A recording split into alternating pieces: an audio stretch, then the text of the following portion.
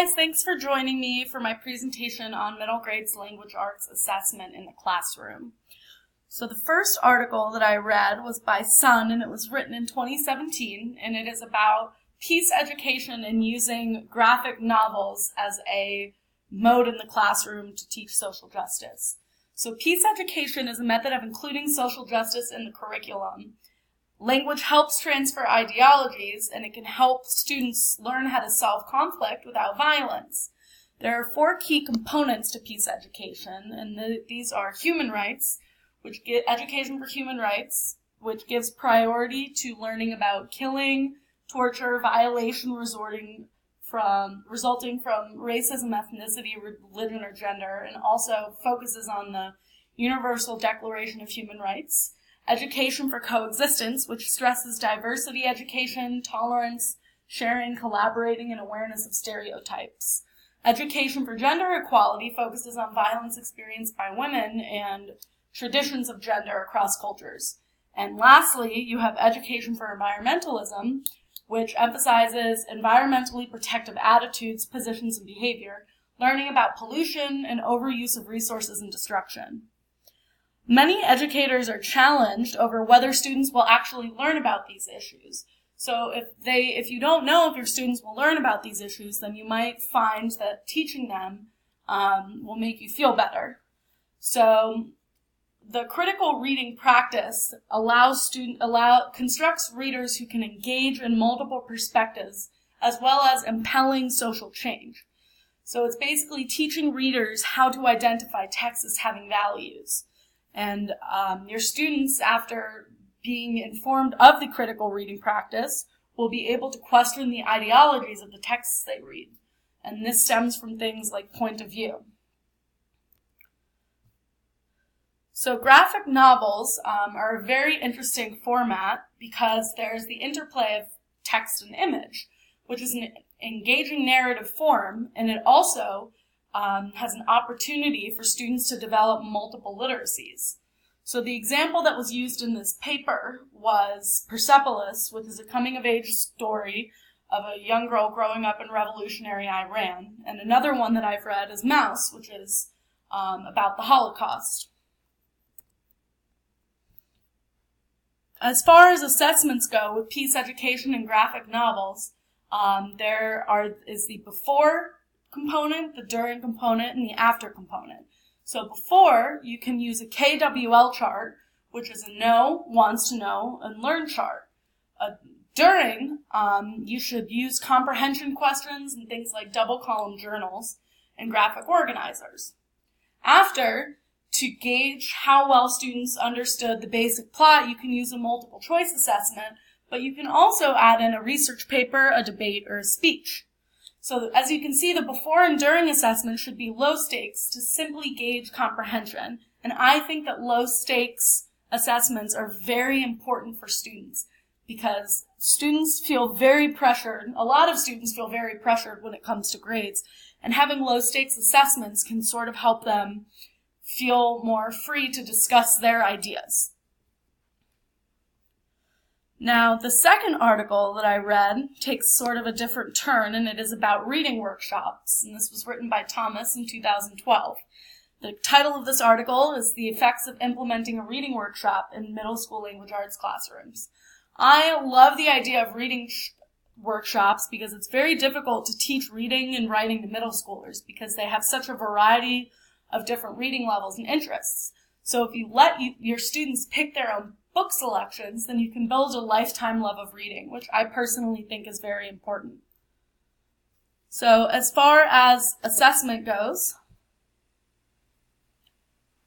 there should be routine responses to texts if you allow students to select their own work. So this would be things like journaling or letter writing.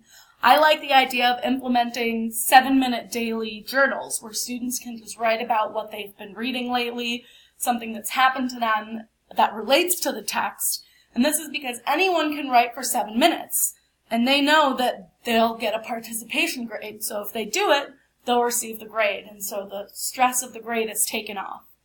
Another thing that's mentioned in the text, another assessment, is teacher conferencing, where teacher and student can discuss accomplishments, difficulties, and future plans for reading. This allows the student to demonstrate efficacy through an honest discussion, and the teacher can informally assess the student's understanding. A lot of teachers in the study were frustrated with student lack of interest in reading, but they found that when they were able to pick their own texts, they took more responsibility over their assignments, and it also promoted higher level thinking skills. So to implement this in the classroom, you could create a book center with a large selection of books. One of the funny things in the study that I thought was clever is one of the students said that the book center in the classroom was better than the library because there was such a wide selection. They encourage you to use mini lessons when using the reading workshops. And there should be many reader response activities throughout the way. You can allow students to pick from a list, like maybe doing a newspaper article or a commercial or a skit, but you shouldn't necessarily just give them one option because some students might not be good at arts and crafts and other students might not be very strong in creative writing. But each activity should require deep reading, writing, and thinking. Now, the last article that I read was a little more dense, but it was still very interesting. This article was called Key Practices in English Language Arts, Linking Learning Theory, Assessment, and Instruction. This was written by many people, so I will just say that this is written by Dean et al. In 2015.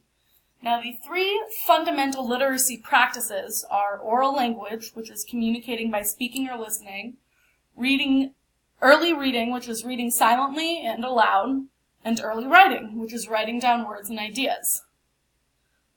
So they suggest model building as a type of assessment that you can use, which is essentially where students can build mental models of text and context. So this would be like a concept map. You can allow students to develop and share stories, build and share their knowledge from the text, and then draft, revise, edit, and publish their own text. So this is sort of like, I discussed a reading workshop. This is sort of like a writing workshop where the student has different phases that they have to go through to complete a paper.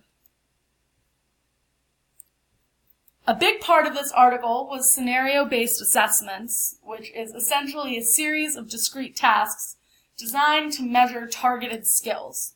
And it leads up to a big culminating task that measures an integration of skills, so sort of like a summative assessment. And it was found to be more user-friendly than a multiple choice test, and it also provides a meaningful purpose for reading and writing and model instructional strategies. So there are 5 components. The first is inquiry/information gathering, which is filling in gaps of information. So this would sort of be the research stage for the students. Then building and sharing knowledge, which is something like clarifying vocabulary. Then analysis and synthesis, which is comprehending, evaluating, and consolidating the information that they have. So taking the gaps that they've filled in and putting all of the information together. Then there's discussing, debating ideas, which is a critical evaluation of the work that they've read. And presentation and communication of results, which is where the writing skills will present the information from multiple sources. So this sort of breaks down a writing assignment for a student and shows them how to do it. And lastly, I have my sources listed out in my bibliography. I hope you all enjoyed my presentation. Thank you for listening.